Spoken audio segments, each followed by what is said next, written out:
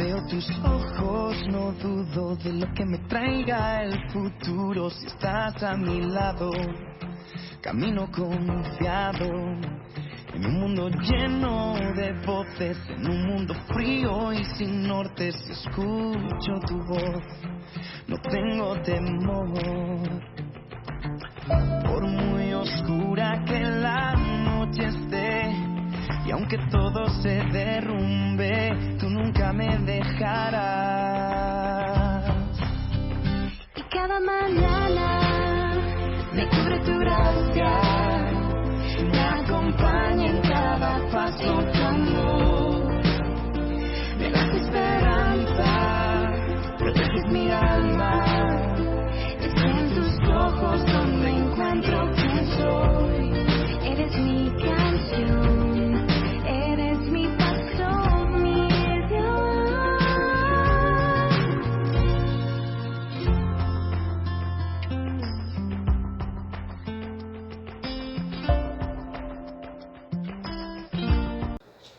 Amén.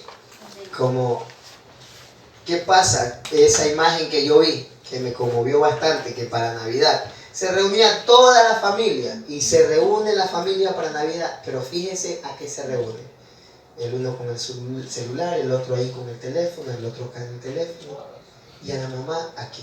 Y la mamá esperando que los hijos hablen, le cuenten cómo están, y todos los hijos con su celular ahí, concentrados en tantas cosas. ¿Sabían ustedes que al hacer eso nos estamos perdiendo el tiempo con nuestra familia, que es un tiempo valioso, que muchas veces no lo hacemos? Tal vez por enemistades, tal vez por pleitos, tal vez por contienda, y muchas veces por eso nuestro orgullo no nos impide pasar tiempo con nuestros familiares. Actividades doradas. Para eso es el autoanálisis, el autoexamen en nuestra vida, para decir, Señor, tienes razón, voy a comenzar a tener un poco más de actividad dorada con mi familia. Y el Señor nos manda también a no descuidar a nuestra familia. Es una balanza que tiene que estar en el mismo peso, equilibrada. Dedicar tiempo a mi familia y dedicar tiempo a Dios. ¿Para qué? Para que la balanza no pese. Dediqué tiempo a Dios, pero mi familia está acá abajo, por los pisos. Muchas veces eso ocurre. Eso ocurría en tiempo antiguo, como yo le refería. Había muchas hermanas en las asambleas de Dios que pasaban mucho tiempo en la iglesia. Y no está mal, pero ¿qué pasa? Les descuidaban a sus esposos. No les cocinaban, dejaban. Conozco casos así, como les conté la vez pasada, que la esposa solamente, ella no la asignaban, pero ella solita se asignaba. Yo voy a estar toditos los lugares que ella, y el esposo trabajando, venía cansado, no encontraba comida, nada. Entonces el pastor le dijo que atienda a su marido, porque después se iba a perder ese hogar y no le iba a echar la culpa a los pastores. Si la pusieron en disciplina o si la ponte nomás como redimida. Es que también la gente a veces confunde, los propios cristianos, porque dice que nosotros llenémonos de Dios, busquemos de Dios, que Dios se encarga de tu familia. Entonces, a veces, como dice la hermana, no, como que confunden a veces, no. Tenemos errado muchas veces. Tenemos errado ese pensar y esa. Por eso, ¿a qué me refiero? Por eso quiero tocar este tema, porque muchas veces confundimos el servir a Dios y el ser religioso. ¿Por qué? Porque decimos, yo estoy bien y todos están mal, pero no veo lo que hay dentro de mi vida. No veo que descuidé mi hogar. Y muchas veces esas personas hablan a otros, pero no corrigen dentro de su hogar. Hablan y dicen, tú eres esto, tú eres lo otro, pero no analizan dentro de su corazón qué pasa. ¿Qué pasa? Entonces, es importante para que tener la convicción de que Dios pueda hacer la obra en cada vida, de que comencemos a vivir lo que predicamos. Comencemos a vivir lo que profesamos el Evangelio de un Cristo vivo. ¿Cómo yo voy a presentar un Cristo vivo si yo estoy muerto dentro de mi corazón? ¿Cómo voy a profesar que Cristo vive, que Dios es un Dios real, si Dios no se ha hecho real en mi vida? ¿Cómo voy a decirle a un hermano, a una hermana, ten fe, mi hermano, ten fe que Dios te va a ayudar, si yo no tengo fe? Eso ocurre en nuestros corazones muchas veces. Y eso se llama hipocresía. Hipocresía, muy bien. Religiosidad. Todo eso tiene que ver, hipocresía, religiosidad. ¿Saben por qué? Se van engañando y comienzan a adaptar la palabra a su conveniencia. Como dice mi hermana, preocúpate por el tiempo de Dios, que Dios se encargue de tu familia. Ese versículo de contexto no tiene que ver nada con que descuides a tu familia. Muchas veces está fuera de contexto, está fuera de tantos. Se ven que creen, Señor Jesucristo. Por eso, ¿qué ocurre? Vuelvo a repetir, mi pueblo perece por falta de conocimiento. Cuando no conoce la palabra, piensa lo que cree, pero no es lo que Dios quiere. Jonathan, la hermana Mirellita está comentando, y es bueno que también lo digas, donde dice el texto, mi casa y yo serviremos a Jehová.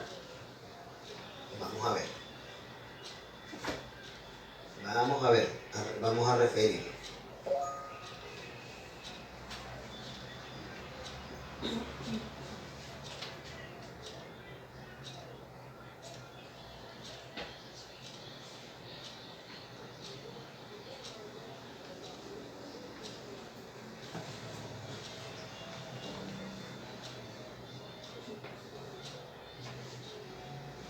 ¿Quién vive? Cristo. Gloria a Dios.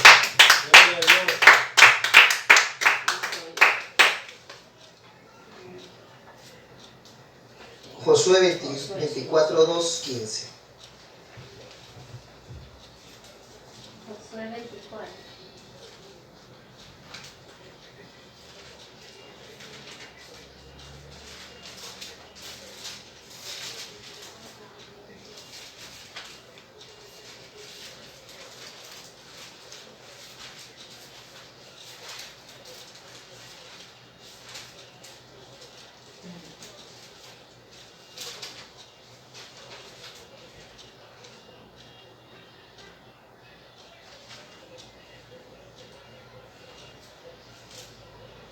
El 15. 24, 15. Miren, les comparto esto. Muchas veces nosotros nos concentramos en solo ese versículo y de ahí nos agarramos. Pero el versículo tiene un contexto y el contexto es antes de ese versículo. Vamos a leer 24, 15.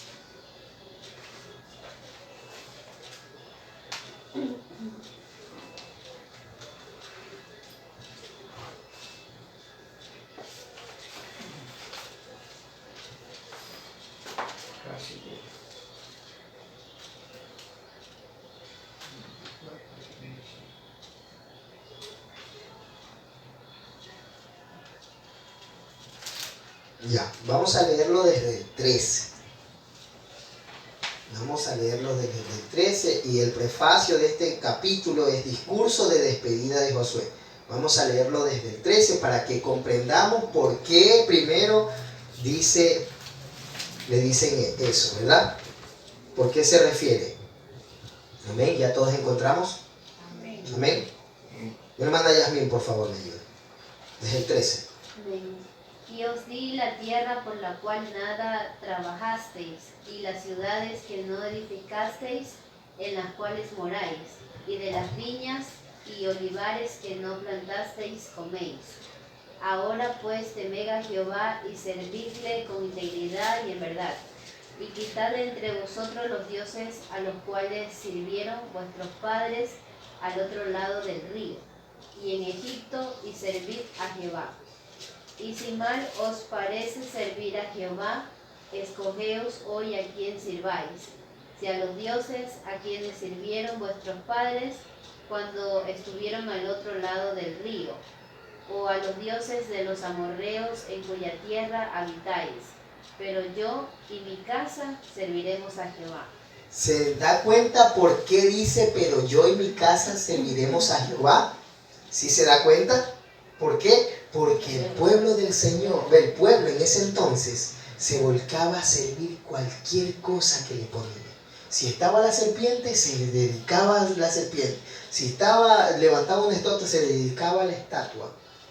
Entonces, cuando ocurría esto, le dice, mi casa y yo serviremos a Jehová. Y mire lo que dice la versión esta de aquí, para que comprendamos mejor toda esta situación. Dice, yo les di a ustedes una tierra que no habían trabajado y ciudades que no habían construido, en las cuales viven ahora, comen la fruta de viñedos y de olivos que ustedes no plantaron. O sea, en pocas palabras y vulgarmente, ellos tenían todo abajo.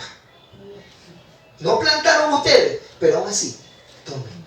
No hicieron nada, pero aún así, coman.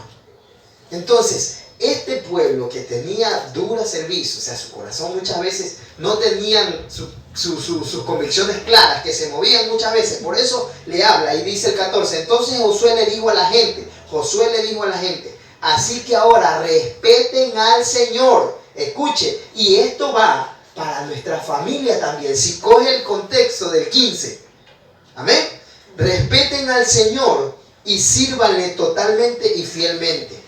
Quiten de entre ustedes los dioses que sus antepasados adoraban al otro lado del río Éufrates y en Egipto, y sirvan ¿a quién? Al Señor. Entonces tome ese versículo cada vez que le tomen y le digan, mi casa y yo serviremos a Jehová. Serviremos al Señor. Entonces respetemos al Señor, como lo dice en este contexto. Porque si no, yo cojo mi casa y yo serviremos al Señor y lo adapto a mi conveniencia. Por eso se escogeos. Entonces, ¿qué sí? Seguimos el antepasado y el 15. Si no desean servir al Señor, decidan hoy a quién servirán. Amén. Ya sea a los dioses de sus antepasados servían al otro lado del río Éufrates, o a los dioses de los amorreos en cuya tierra servían, pero yo y mi familia serviremos al Señor. Ese es el versículo completo.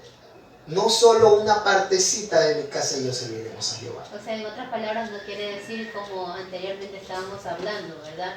O estábamos escuchando de que como yo sirvo a Dios, busco el 80% sobre 100 a Dios, entonces mi familia también va a venir a Cristo porque yo lo busco. Entonces ahí el versículo entonces que creen en el Señor Jesucristo, entonces Y serás salvo tú y tu casa, pero hay que respetar al Señor. ¿Por qué? Si uno cree, nuestro testimonio va a dar fe a nuestra familia y va a decir, no, él cambió, yo quiero lo que él tiene. Si él está, o ella, esa mujer de Dios, es una mujer que Dios la sigue y que Dios está ahí con ella, yo quiero ese mismo Dios que tú tienes, yo lo quiero. ¿Por qué? Una vez llega una persona, un mormón, con un evangélico, y le dice el mormón al evangélico, permítame hablarle de Dios. Y el evangélico muy respetuoso le dijo, está bien, yo le voy a escuchar, pero después que usted hable, solo permítame 5 minutos que yo le cuente algo, nada más. ¿Ok? ¿Está bien? Comenzó el mormón a hablarle de la doctrina que ellos tienen, y él muy respetuoso escuchando. Ok, está bien. Escuchaba y analizaba todo lo que le dice. Terminó de hablar y el evangélico le dijo, yo he respetado todo lo que usted dice y yo quiero que usted me escuche algo nada más. El día que yo acepté a Jesús como mi Salvador, antes de eso, yo era borracho, la plata no me alcanzaba, yo estaba separado de mi hogar, yo vivía literalmente en la calle, yo tenía tantas cosas malas, pero el día que Dios entró a mi vida, todo cambió. Algo dentro de mí cambió. Que eso no lo he encontrado en ninguna religión. El día que yo acepté a Dios, realmente acepté mi corazón, todo cambió. Mi vida cambió de una manera sobrenatural que yo no he conocido una paz tan terrible como la que siento ahora. ¿Usted siente lo mismo? Y el mormón lo único que hizo es suspiró. Muchas veces, no estoy diciendo que muchas veces están erradas muchas personas. El problema es que cuando uno crea una religión, uno se centra en eso y ya no aprende. ¿Por qué? Porque solo se centra en lo que sabe. Cuando uno tiene una mente muy abierta a entender que Dios es grande y Dios no es limitado, ahí nosotros comprendemos que Dios es el que cambia nuestras vidas, que no es en nuestra inteligencia, que no es en nuestra fuerza, que no es en lo que yo más sé, yo más conozco, yo me jacto, no, sino el único que da la inteligencia y tiene el control es Dios. Entonces, cuando uno comprende eso, Dios pone paz y tranquilidad en nuestro corazón. ¿Por qué? Porque no cargamos tantos miedos, no cargamos tantas inseguridades, no cargamos tantos problemas en nuestro corazón. Confiamos en ¿quién? En Dios, que es el que tiene el control de nuestras vidas. Amén. Gloria a Dios. Por ejemplo, ahí cuando yo era, antes de ser cristiano, era mormón, yo, un ex mormón. Y yo dije, ¿y si puedo tener una morada que no sea mormona? Sí, puede tener, llévela a la iglesia. Y lo bautizan en el nombre de los muertos de un familiar. Dice, ¿cómo se llamó su familiar? En ese tiempo mi abuelita falleció, se llamaba Mercedes. En el nombre de Mercedes lo bautizaron. Y me dio hasta frío. Y yo en el Evangelio, cuando vine a Cristo, ya no quería bautizar. Y el pastor dice, tienes que bautizarse, que ese bautismo no va. No, ya soy bautizado. Bueno, hasta que Dios trató conmigo y el bautismo que me bautizaron en el Puente Cortés. Eso fue maravilloso, que sentí la presencia de Dios, una quemazón. Experimentando y contando lo que iba a decir. Él y lo que más. Y casi me muero. Vivo reflejo de... Casi me muero. No sé si habrás escuchado un testimonio que lo di en una vigilia, ¿no? Sí. En video WhatsApp. Me rompí la cabeza y estaba asazado en los médicos. Y uno corría a los mormones. Y mi cuñado era mormón, y siendo el mormón fue a ver al pastor. Y ahí ni siquiera aceptar a Cristo. Y Satanás me tenía encadenado. Decía, ya no me vas a cantar, porque yo imitaba a todos los artistas mundanos. Y yo tenía long play así bastante, que le cantaba al diablo. Se le va un instrumento, sí. Un instrumento Valioso.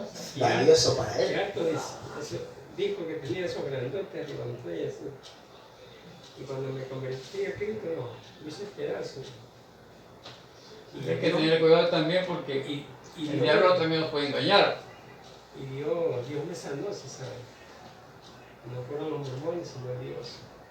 Ahí viene la referencia de que no hay mejor experiencia en el Evangelio que la que uno vive. Nadie Yo puede le puedo contar algo decir que no a ha vivido. usted, Dios, un ejemplo, que usted todavía siga siendo mormón, Dios cambió mi vida y yo le hablé con mi testimonio lo que Él hizo en mi corazón, lo que hizo en un tiempo de dificultad tan terrible que ya no tenía esperanza. Y ahí llegó Dios en ese momento de mi invitación y tocó mi vida y cambió mi vida a que usted lo crea. ¿Por qué? Porque fue conmigo que Dios trató. Y ese testimonio que cuando cada uno de los que nosotros tenemos, nosotros profesamos. ¿Por qué? Porque y glorificamos al Señor y cada vez que nos acordamos de dónde Dios nos sacó, qué es lo que hizo en nuestra vida, los testimonios gloriosos que Dios hizo en nuestro corazón, eso es lo que a nosotros fortalece nuestra fe. Y decimos, Señor, gracias porque tú me libraste de esto. Gracias porque tú hiciste esto en mi vida. Pero lo más valioso que puede existir, que Dios nos dejó, fue su Espíritu Santo. El Espíritu Santo es lo que redarguye nuestros corazones en el momento que estamos tristes. Que no sé si usted se ha encontrado en un tiempo de dificultad que ha dicho, Señor, ya no puedo. Me duele esto, me duele lo otro. Señor, ya no puedo más. Ya no doy más. Y usted ha ido donde el Señor y se ha arrodillado y ha dicho, Señor, no puedo más. Y en ese momento que usted soltó el no puedo más, sintió unos brazos que lo cargaron encima. Y esa paz y esa tranquilidad volvió a su corazón, a su vida. Y nunca se había sentido el hombre o la mujer tan feliz sobre la faz de la tierra. Eso es el Espíritu Santo en nuestros corazones cuando lo conocemos día a día. Vuelvo a repetir, nadie más puede dar fe de esto si no lo ha sentido en su corazón, en su vida. No ha sentido a Dios cuando usted está en su cuarto y está en ese tiempo, Señor, quiero hablar contigo. Y usted siente que Dios está ahí, está escuchándolo, siente en su corazón cómo redarguye, cómo siente esa paz en su corazón. De eso es lo que nosotros estamos hablando, de un evangelio de poder, de un Dios que cambia las vidas, que cambia los corazones, de un Dios que aunque esté desahuciado, que aunque ya los médicos no digan nada, pero Dios es el que tiene la última palabra. Amén. Ese es el Dios al cual nosotros le servimos. Amén. Entonces, contra eso, ¿qué puede ser? Es el Señor que tiene el control sobre nuestras vidas. ¿Y cómo no servirle? Si gracias a Él estamos sentados aquí, respirando, gracias a su Espíritu. Vamos a hacer un pequeño taller. Mejor dicho, se llama este taller transcribir. En la página 20, yo les voy a dar una hojita. No diga qué lección. No, es transcribir nada más. En la página 20. En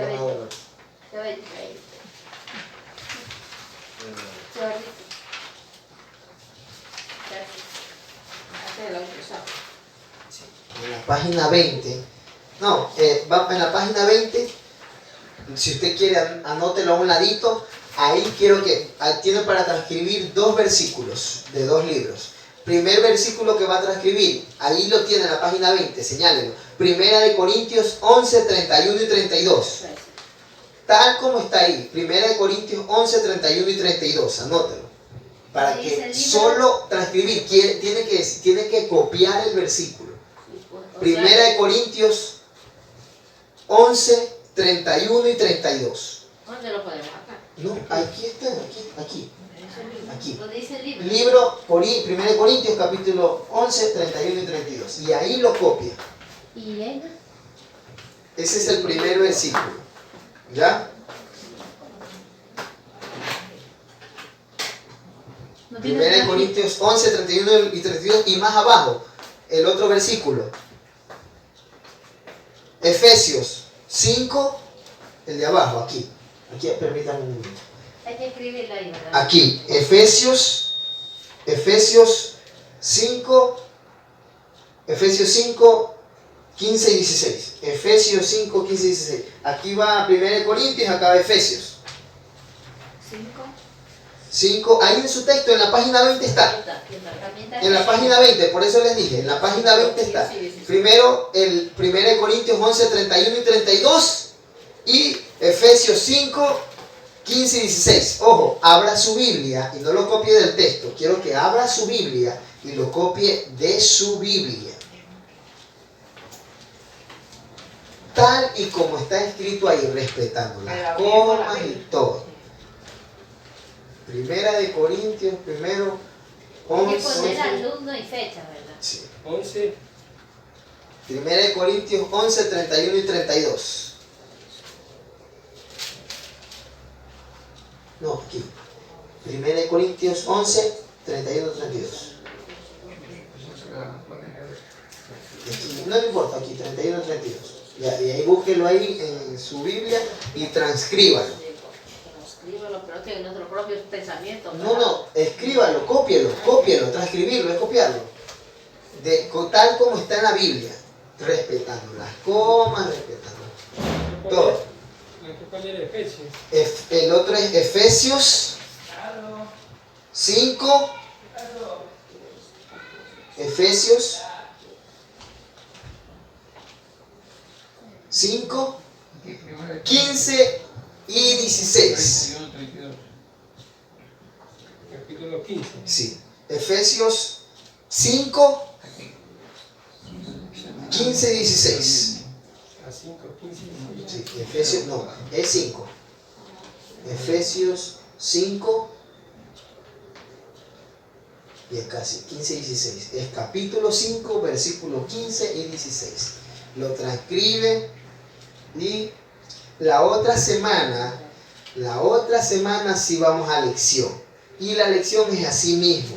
Los 2 versículos, la otra semana, se los aprende. No, vamos a mandarle 2 versículos un poco más fáciles, porque esos están más largos, para ir aprendiendo.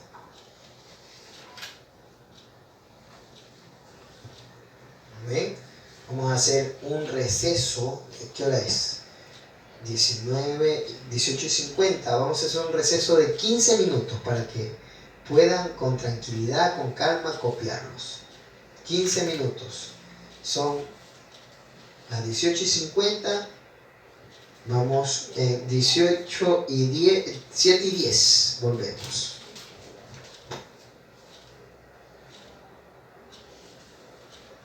Sin copiar. Sin copiar. Lecciones con esas hojas. Les voy a mandar 2 versículos y ustedes, sin ver, los anotan. Tal como está, con. Pero no les voy a mandar versículos largos, que no se preocupen.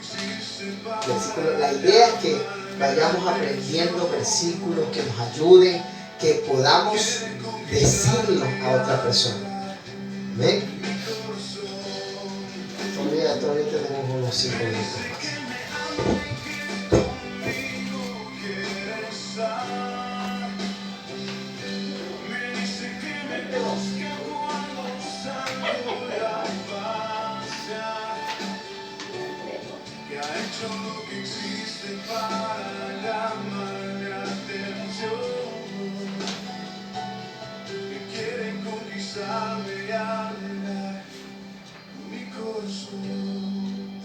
Pero estos versículos no tenemos que aprender, son otros. ¿Saben que está comprobado científicamente que cuando uno escribe, Te va aprendiendo. Sí, gracias. algo? Te puedo decir lo que aprendí del primer ciclo, la primera Corintios. Dice que nosotros tenemos que examinarnos nosotros mismos y no condenar a otros. Porque si Dios nos condena a nosotros, o sea, es mejor que Dios nos castigue. Más o menos así, es mejor que Dios nos reprenda, ya. Que nos reprenda porque si nos juzgan otras personas no nos van a juzgar del mismo modo que Dios lo hace con piedad y misericordia. Sí. Pero la palabra dice que el sabio me corrija, es como un bálsamo. Entonces también entre el sabio. Pero el sabio. En ¿Por qué? Porque hay gente, sabiolos, Ajá, sí, que sí. se creen que saben todo, pero están más torcidos que Prefiero que me reprenda Dios que me reprenda el Sí, que entre todo comillas el el hombre versículo. sabe. Pero es a través de los hermanos. todo. Aquí dice. Pero a través de la palabra. Búscala ahí que soy una reprenda. Me corrija. Y el segundo versículo en Efesios dice que no hay que tener en poco el tiempo, hay que aprovechar el tiempo en todo. Como ahorita. Eso lo cogí. ¿Por qué? Porque Dios a cada momento, a todos, nos para la oreja. ¿Qué estás haciendo con mi tiempo? Dedicarme para mí. A cada momento. Pues con diligencia, como de hecho, no como necio, sino como sabio. Y porque los días son malos. Aprovechando bien el tiempo porque los días son malos. Y ese versículo está fácil, ¿no? Mirad pues con diligencia cómo andéis, no como necios, sino como sabios, aprovechando bien el tiempo, porque los días son malos. 15. 15. ¿Ah? 15. 15. Sí. Sí. 15 de julio. Cuando yo estaba en clases de evangelismo personal, esto nos tomaban nosotros. Nos mandaban, la profesora nos decía, bueno, tal versículo voy a tomar tú en la otra clase. Yo a veces llegaba tarde, ni bien llegaban y tome su hoja. tome su hoja. Y era todas las semanas que nos tocaba con ellos. Con esa profesora, esa maestra de evangelismo personal, nos tenía así, versículo tras versículo, y así. Pero es bueno porque hace de nosotros una disciplina. Sí. ¿Verdad? No importa. Y ella nos decía, qué bueno sería que usted un versículo lo coja. Gracias. Que usted lo coja un versículo y se quiera aprender un versículo. ¿Sabe cómo se aprende un versículo? Decía. Usted coja el blog de notas y anótelo bien bonito. Ponga una carita feliz, póngale una estrellita y púspelo ahí. Y así mismo, va haciendo otro y púspelo en la refrigeradora. Hace otro versículo y usted va a abrir la refrigeradora. Jehová es mi pastor, nada me faltará, ¿verdad? Usted va a ver la televisión y ya no ve la televisión, ve el versículo y poco a poco, sin que se dé cuenta usted. Y me has dado una buena idea porque es una manera también de sembrarle la palabra de Dios a los niños y a los adultos. Y acá dice la Biblia de Deuteronomio que la pongamos en las paredes de nuestra casa, en nuestra recámara, la palabra de Dios. Yo sí tenía así, pero una hermana me decía que se ve fea la pared, dice, ¿por qué pones tantos papeles? Y yéndome donde yo alquilaba todavía tenía mi pared llenita de la palabra de Dios así. La casa que se ve fea, a veces gente montubia.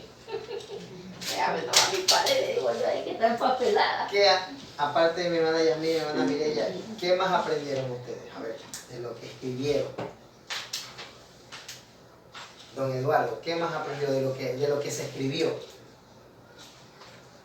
De los papelitos que usted escribió.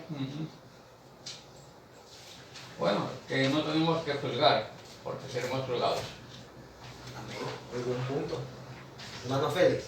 O sea, no nos juzguemos nosotros mismos, sino que Dios nos juzgue a nosotros que se encarga. Hermana Medina, ¿qué aprendió? De los dos un versículo. Cualquiera de lo que usted aprendió, lo que se le haya quedado. Que no nos juzguemos a nosotros mismos, ¿no? Él es el que se encarga de todo, de nuestras vidas. Y que mejor nosotros, como quien dice, juzgarnos antes que Dios nos juzgue. Porque ya algo severo, ya algo fuerte. Es Dios quien se encarga de todo. Nosotros no somos Dios para andar juzgando. Él es el que se encarga de todo. Lo que a nosotros nos queda hacer es interceder y orar por nuestros hermanos. Nada más. ¿Amén? Si vemos que está mal, ore por él o llámelo como hablábamos en la clase. Llámelo y dígale, mira, estás haciendo mal, estás dando tal vez mal testimonio, está pasando esto. Te lo digo en el amor del Señor. ¿Ven? Más no que te vas a ir al infierno, que te arrepientes, que por aquí. No. Sino realmente que ellos vean el amor de Dios en nosotros. Es la mejor manera de predicar el Evangelio. Una pregunta, así hay muchos pastores ahora, no sé qué dicen, como no sé si te habrán escuchado de el hermano Carlos Rivas, algo así, como le dice al otro, al siervo de Dios, que los perros no van a entrar en el reino, le dice, bueno, dice cosas feas, no sé si te lo habrás y la gente le comenta cosas que sí, que no juzga, porque usted no es el que juzga, Dios es el que juzga. Y también yo a veces me pregunto, ¿y cómo predicaba Juan el Bautista? Él decía generación de viva, y decía cosas también que a la gente no le gustaba. Pero Y la gente venía a los pies de Cristo, aún así con esa prédica de Juan el Bautista. Pero hablemos las cosas como son, porque muchos dicen que son profetas, pero no viven como Jesús vivió. No quieren compromiso con Dios, apariencia nada más. Y dicen que son apóstoles de la palabra. Muchos se dicen apóstoles, pero ¿qué era un apóstol? 3 requisitos. Tenía que haber estado bajo los pies del maestro, tenía que haber estado mínimo unos 3 años en la enseñanza con el maestro y haber visto, tal vez que en ese momento que se transfiguró. Es difícil ser apóstol del Señor. Y muchos lo dicen. ¿Qué era en ese tiempo antiguo? ¿Qué era un Elías. ¿Cómo eran los profetas? Eran hombres que se encerraban en cuevas y no tenían, muchas veces perdían contacto con el mundo y era Dios que los mantenía.